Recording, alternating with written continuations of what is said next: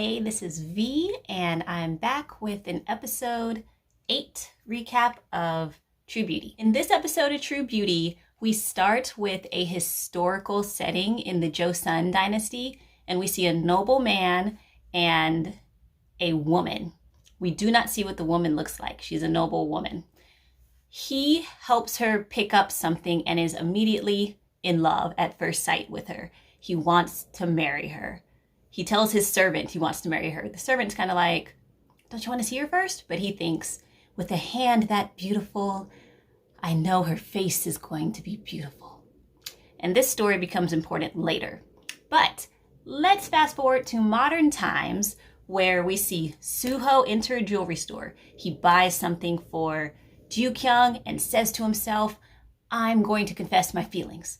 We cut to Seo-jun, who's at home. He's watching a drama with his family. Everyone's talking bad about the second male lead. And Seo-jun, recognizing himself as the second male lead, tells him, love is love. And then we cut to Ju-kyung, who is packing for the high school field trip in the morning. Her brother comes into the room and tells her, you know, what happened with you and Suho? She tells him that her and Suho are just friends. Her brother says, well, a lot of my friends who are girls tell me that they like me, so... We cut to the field trip. Ju-kyung took what her brother said and applied it to Soo-jin because Ju-kyung has low self-esteem. So she applied it to Soo-jin and thinks, oh, well, maybe Soo-jin and Suho have been friends, so maybe she is the person that Suho likes. Ju-kyung accidentally dresses like Seo-jun on the field trip. They're both wearing striped shirts. Everyone starts teasing them about them dating and all those things, which makes Suho super jealous. On the bus, Suho saved Ju-kyung a seat to sit next to him. However, when he asked her to sit next to him, Ju-kyung and Soo-jin were standing side by side, well, almost side by side. So Soo-jin thinks he's talking about her. And Ju-kyung also thinks, oh, maybe Suho's talking about her. So she lets Soo-jin sit next to Suho, and Ju-kyung goes and sits in the back of the bus. Of course, Seo-jun goes to sit next to her, and Suho stares at them, probably the entire ride to where they're going. Suho does a lot of staring in this episode. He's just longingly staring at Ju-kyung. They get to their destination, and this is the high school senior trip that all the high school kids take in Seoul. He gets to the destination. They start to just unpack, have fun and games going on. All the girls go to their tent, and the conversation turns to Soo-jin possibly dating Suho and how long they've known each other and all those things. Ju-kyung is just quiet, but she's listening, and it kind of seems like her mind is going to, oh, they're childhood friends. He's number one, she's number two. Maybe they would be a good couple. They start playing all the fun and games. Of course, Suho just wants to hang out with Ju-kyung, but Ju-kyung is actively avoiding him, pretending like she's not avoiding him, but she's actively avoiding him. But the hero of this episode, Yoo Tae-hoon, who's Sua's boyfriend, really steps up this episode, and he is really trying to get Suho and Ju-kyung together. He tries to get them together during this one game that they're playing, but it doesn't work out. He tries to get them together during like another session, I think, that they're out there, but it doesn't work out. He is really trying really hard, and he's not making it super obvious either, which is just the best. However, Suho and Ju-kyung managed to miraculously stay apart the majority of the opening of this episode. But he does find a way to get back with her, because during lunch, he's pining and staring at her at lunchtime. However, after lunch, they all play some kind of game together where it's like truth or dare, but it's a literal globe that you put your hand on, and the globe decides whether you're telling the truth or not. They play this game. Ju-kyung says, there's someone I like. The game tells her that she's lying. And she's like, wait a second, that's not true. I do like somebody. After the game, She takes the game by herself that night and tries to play it alone and does it then and tells it there's someone I like. Then the game is like, yes, that is the truth. Suho hears this because he's just standing right behind her. It would be creepy if it was another person. And he asked her point blank, have you been avoiding me? She tells him no. Of course she has. But she tells him no. And he's like, well, okay, let's go for a walk then. So they go for a walk in the woods. And this is important because this is where that story from before comes back. That Joseon dynasty story with the nobleman and the noblewoman. In that story, the nobleman does marry the noblewoman sight unseen, does not know what she looks like. On their wedding night, he finally is about to get a chance to look at her, right in front of their wedding bed. She is shy. She tells him, do you like the way fruit tastes or would you rather like the way fruit looks? He tells her, of course, how it tastes. I would rather like the taste of doenjang more than the container for the doenjang. So she's like, yay! She reveals her face. She's just super plain. Maybe he thinks she's hideous and he runs out of the bedroom. Oh, poor thing. So she's just super destroyed about it, kills herself inside the well.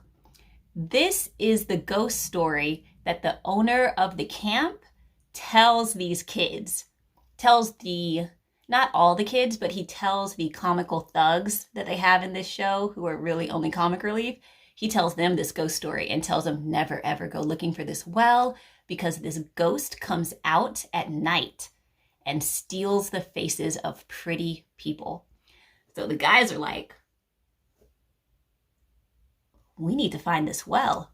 Okay, so fast forward back to Suho and Ju-kyung walking to the lake. It's nighttime. They're walking to the lake. Suho sees a boat and decides to get on the boat to hang out inside the boat. This is a really cute, adorable moment on the boat. I just love it so much. He plays a song from his friend who died. It's an unreleased song, which is really important, and it's just this nice setting. However, they're about to take a photo together. Ju-kyung sees a bee flying around her face, falls into the water. Suho jumps in after her. They're both super wet. They get out super wet. All her makeup is gone. She starts walking back. They both start walking back, but they run into Sujin. Ju-kyung takes off running because she doesn't want to be caught without her makeup on. The comical thugs are out looking for this ghost. They see Ju-kyung, think she's a ghost, run screaming away. Sojin is with them. He passes out. Ju-kyung's like, oh my god, somehow she got mud all over her face. Maybe she's trying to hide her appearance a little bit. She runs all the way back to her tent. Suho was able to get Sujin to distract her, and he goes out looking for Ju-kyung again, but by now she's already back at her tent and their evening's basically ruined.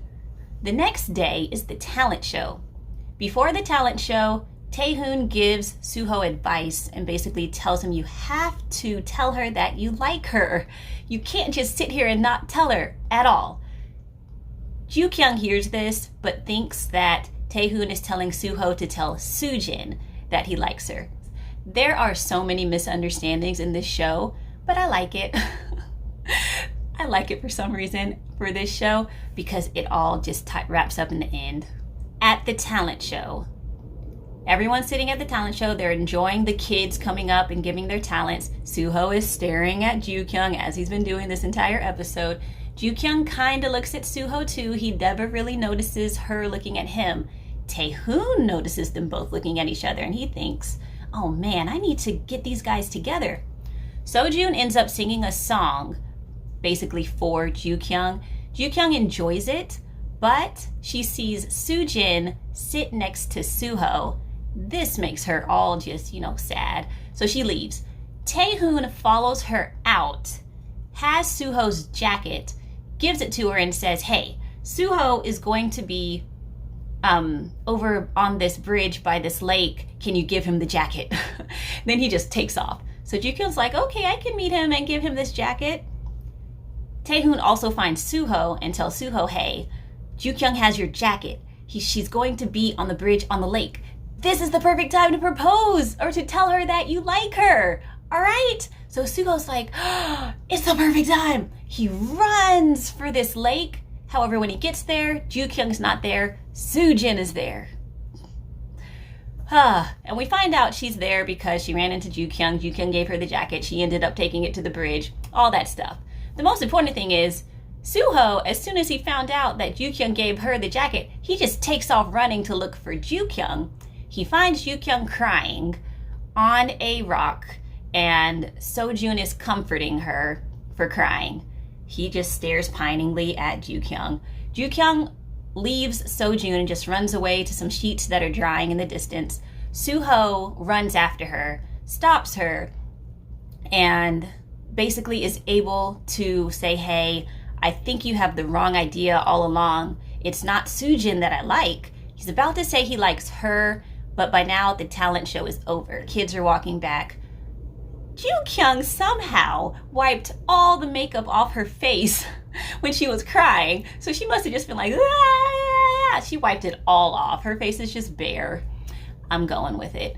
So she's nervous that all the kids are gonna see her without her face on. She takes one of the sheets and runs off, which of course makes her look like a ghost. The comical thugs see her and are like, there's the ghost. They start chasing her. Suho takes a shortcut. Ju-kyung gets somewhere deep into the woods, trips. She did not trip at all the last episode, so you know she trips like three times in this episode. Trips, is about to get caught by the comical thugs, but Suho pulls her away at the last minute and they hide behind a rock. Finally, he gets a chance to tell her, I like you. It is such a moment because it's something I've just the entire episode. Are they gonna get a chance to get this moment or not? So it's such a satisfying moment when he says, I like you, and she actually hears it and they're alone by this rock. And then he kisses her. The kiss is a bit more than a high school kiss, I would say, for a Korean drama. Maybe in an American show, he might give her this big old kiss on the lips. But for a Korean drama, I was kind of like, all right, separate you two, okay? We need some distance here. But I'm just happy that he finally is able to confess after 8 episodes that he likes her. She was able to hear it, and they both just confirmed, yeah, we're an item. From the preview, we can see that they're gonna have cute couple things together later on, which should be pretty adorable. But it also makes me feel like this show feels like it has entered college. But they're still in high school, so I still have to look at them as cute, adorable high school kids who should only be pecking. They shouldn't be doing some super deep kissing, everyone, okay? Just want to mention that. But anyway, it was a super adorable episode. There are a lot of other things going on in this episode, but the most important thing is that Ju-kyung's sister is still trying to get this 1-year anniversary together for the friend who died, who is a pop idol. She is the only person in her company who's still trying to get this to work. Everyone else isn't deterring her from getting it to work, but they're not helping her either. So it's just really just like her personal pet job. However, Ju-hyun, Suho's father, hears about it and he wants to shut it down. So he gets her moved to a different department. That might not come out fully until the next episode. The biggest thing about that is that we find out the sister had to contact Seo-jun in order to get permission to have the songs released. It seems like that's happening. So Seo-jun might have written these songs, or perhaps he was involved in the songs in order for her to get his permission to have them released. I think that's a pretty big plot in this storyline. This is not in the webcomic. This is all part of the drama. So it's pretty important. But that's it for this episode of True Beauty. It was just a fluffy Skittles and bubblegum episode this week. Lots of comical scenes. Not all of them made sense or even mattered for the plot, and that's exactly what I needed. So we'll come back with the preview, And we're also going to do a preview explained or a preview breakdown for this episode since it is episode 8 and we have a whole week to wait. Okay? All right. I'll see y'all on the next episode.